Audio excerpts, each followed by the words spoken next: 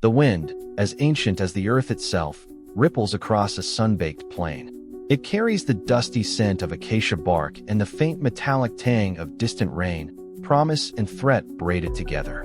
Somewhere in that vastness a figure appears, small, slight, a fragile shadow standing on two uncertain legs.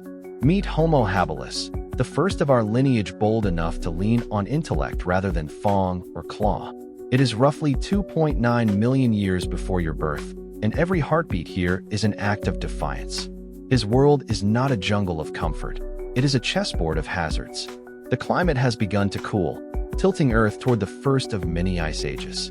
Lush equatorial forests retreat, giving way to open savannas, a sweeping, yellow-green sea of waist-high grass. The change cracks the ecological mirror. Large herbivores migrate outward, carnivores follow, and small omnivores like Homo habilis must improvise or perish. He is no more than 1.4 meters tall and scarcely heavier than a modern teenager. His arms are long, built for hugging branches, yet his feet already favor the ground. He moves with an awkward grace, a biped who still dreams in arboreal language. His eyes, however, are bright with calculation. In a land where the line between prey and predator is measured in seconds, thinking faster is the only reliable armor. The unsleeping threat. From the fringe of a termite mound, saber-toothed cats, Smilodon's ancestors, stalk the horizon. Their canines, as long as carving knives, glint in the sun. One misstep by the hominin, and those teeth will close like the gates of hell. Nightfall brings new nightmares. Laughing hyenas roam in packs, cracking bones with jaws that can shear through elephant femurs. Primitive lions prowl too, larger than their modern descendants, bristling with the arrogance of apex rule. Every morning our protagonist wakes alive is evidence that vigilance works. He has no fire to keep the darkness honest. Flames will not be tamed for nearly 1,000,000 years. Instead, he trusts lofty branches and sharp ears. He climbs at dusk, curling his knuckled fingers over a familiar fork in the sycamore. There he dozes, torso pressed to bark polished smooth by generations of desperate sleepers. Stone in the palm. His advantage, slender but potent, rests in the rough tool cupped inside a leathery palm. It is nothing more than a fist-sized river cobble struck against a second stone until one edge turned wicked. But with that stolen fang, he can unlace tough hide, scrape marrow from bones, or shape fresh spears from acacia saplings. The chipped flake marks a boundary in natural history, the moment thought bent matter to will. Toolcraft requires memory. Where is the basalt seam? Which angle bites best? Each answer must be recalled and refined. Whenever he cracks a new core, sparks of flint fly outward, and inside his skull, neural sparks forge faster routes of association. The brain's surface folds softly inward, laying the groundwork for language only hinted at in grunts and gestures. A day of survival. Dawn, cool, pink light unspooling over the grasslands. He descends quietly, sniffing for blood or spore. Nearby, a carcass rank with morning flies promises breakfast. The big cats have already fed and slunk into shade. He hurries before the hyenas smell opportunity. With flake in hand, he slices a strip of flank. Tough, stringy, but dense with life. A few hammerstones later, he cracks the tibia, sluicing marrow like warm butter. Protein floods a stomach built for resilience, not comfort. Midday sears the steppe. Heat shimmer bends the air, waterholes evaporate to brackish mud. Herds of antelope move in ghostly mirages, always farther than they appear. The hominins group, no more than a dozen souls, splits to forage. Some dig up tubers with stick spades. Others overturn stones hunting scorpions or fat beetle grubs. Food is scattered like puzzle pieces over kilometers of brush. They will not meet again until twilight, if luck holds. Afternoon drags, thick with the growl of thunderclouds building somewhere beyond sight. Wind shifts, cold against sweat. Rain is coming, and with it a frenzy of activity. Predators anticipate herbivores drawn to newly pooled water. The hominins know the pattern too. At a shallow ravine they gather, forming a half circle. One elder brandishes a branch still green and supple. Another hefts a stone the size of a melon. In awkward unison they yell, waving limbs and flinging pebbles. The antelope panic, bolt, and one slips on slick clay, breaking a hind leg. The kill is clumsy and brutal, but tonight there will be meat for every belly, marrow for every child, sinew for binding, and hide for slings. Night descends fast, purple and ominous. Clouds clear just long enough for stars to spill across the vault, distant suns unburdened by smog or electric glow. Around a gut pile stripped to gleaming ivory, the hominins huddle. Without fire, they rely on body heat and the faint sense of security provided by numbers. Infants mewl quietly, juveniles press close. One adult taps a knuckle against his chest, points to the moon, and then to his rounded belly. A joke about fullness, perhaps, or gratitude to the sky. Others grunt approval. Laughter, of a sort, rumbles, soft thunder amid the chirp of cicadas. Evolution in real time. Generation after generation, subtle changes accrue. A thumb broadens, fingertips flatten, granting surer purchase on flakes and branches. Hips widen, improving balance. Laryngeal structures inch downward, cradling a throat that will one day sing. But the quickest adaptation is cultural. Memory leaps from gray matter into shared space, etched onto stone, encoded in routes across the plain, retold in gestures by communal firelight once fire exists. Cooperation rewires competition. A crippled hunter is fed rather than abandoned. His experience, traded for meat, enhances group survival. Infants linger longer in maternal care, their larger brains demanding extended teaching. The group begins to resemble not a loose troop of apes, but the proto-village of a coming humanity. Kinship webs tangle. Aunt Mine's nephew, grandparent grooms adolescent. Alliances flex around seasonal shortages. Tools diversify.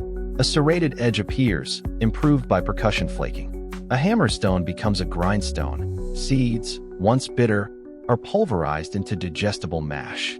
At water's edge, a branch stripped of bark becomes a digging stick for lily roots. Each innovation ripples across neighboring bands. With knowledge traded as willingly as stone cores, intelligence evolves collectively, not merely via bloodline. The predator's lesson. Yet danger never recedes. One dusky afternoon, an adolescent ventures too far while chasing a wounded hare. From behind a boulder, a saber-toothed tiger pounces. The cat's massed muscle bows the ground. Its canines pierce the boy's shoulder. Far across the clearing, his band hears the cry. They arrive screaming, flinging stones, slamming branches. The tiger growls, tail lashing, then drags its prize into long grass. That evening, grief settles like ash. They touch the boy's shredded tunic, sniff the wound-stained dirt. Something changes behind their eyes, recognition of loss, maybe even a primitive empathy. They do not yet bury, but they remember. The next time they approach tall grass, more eyes scan, more ears twitch. Predator and prey escalate in arms race spirals. Fawn against flake, cunning against cunning. From scavenger to hunter. Scavenging still fills bellies, but ambition stirs. Roving in pairs, two adults spot a warthog caught in thorn scrub. Instead of waiting for resignation, they attack. One distracts, the other bashes its skull with a pointed rock. It is messy and perilous, but successful enough to embolden further attempts. Gradually, the group modifies pursuit. Wounded antelope include a thrown stone to the flank, hyenas sniped from kills by coordinated shouting. A concept flickers, strategy, the ability to imagine an outcome and act accordingly. They start to position themselves downwind, to time ambushes by shadow length. Language lags behind, but cognition leaps forward.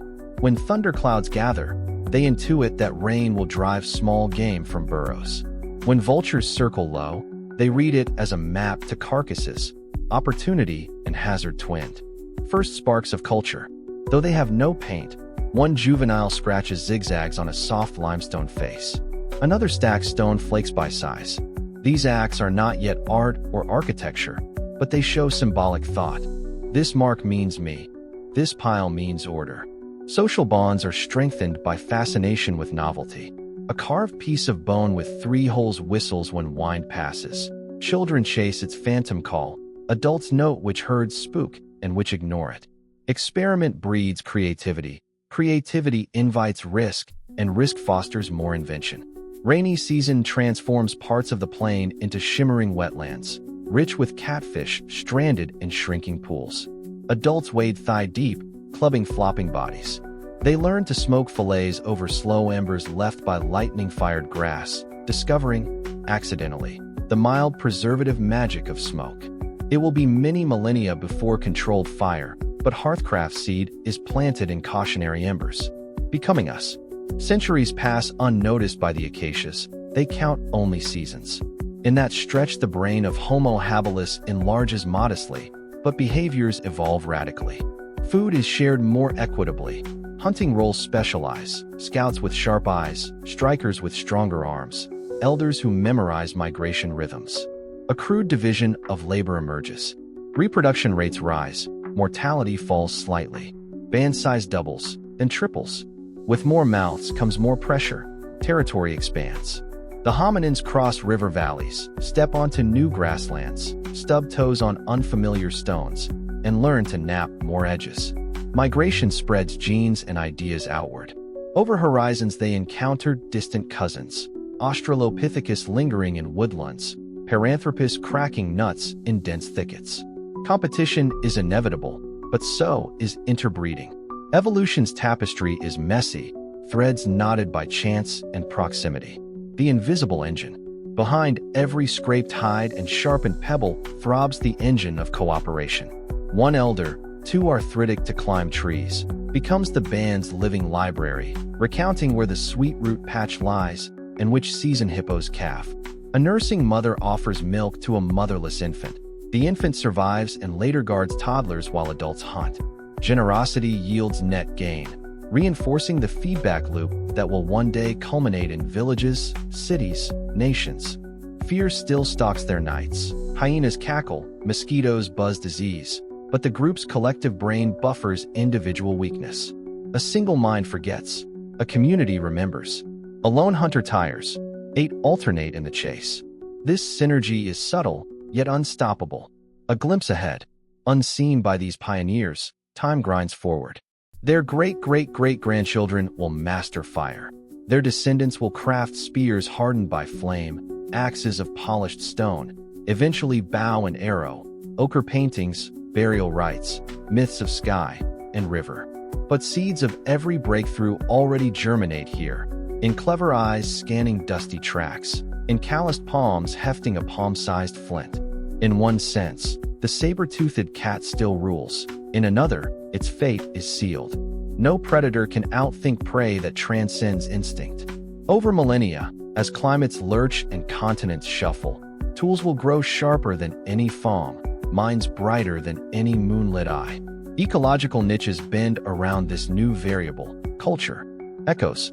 Stand quiet on that plain, and you might hear echoes that outlast stone.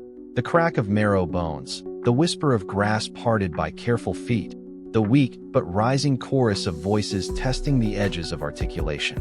These sounds spiral forward through ages, crossing glaciers, deserts, oceans, until they reach your eardrums in the comfortable hum of a 21st century room. The modern world, brimming with skyscrapers and silicon, is scaffolded on the fearful nights and triumphant dawns of those first hominins. Their badges of honor were chipped basalt blades and half-remembered constellations. Yours are quantum chips and star-faring dreams. But the thread is unbroken. So the next time you flick a lighter, recall that a distant ancestor spent a cold dawn scraping sparks from pyrite to dry grass. When GPS guides you home, remember a forefather who memorized termite mounds as landmarks. And when you share a meal across a glowing screen, give thanks to a band of small, fragile primates who taught each other to share strips of antelope in the dark. In the end, Homo habilis did not dominate with muscle, claw, or speed. He triumphed with curiosity, memory, and an audacious willingness to trust others. That fragile fire still burns behind your eyes. Guard it well, for it began here, in a land of saber-toothed peril, beneath clouds pregnant with ice ages, when life itself balanced on the thin edge of a sharpened stone.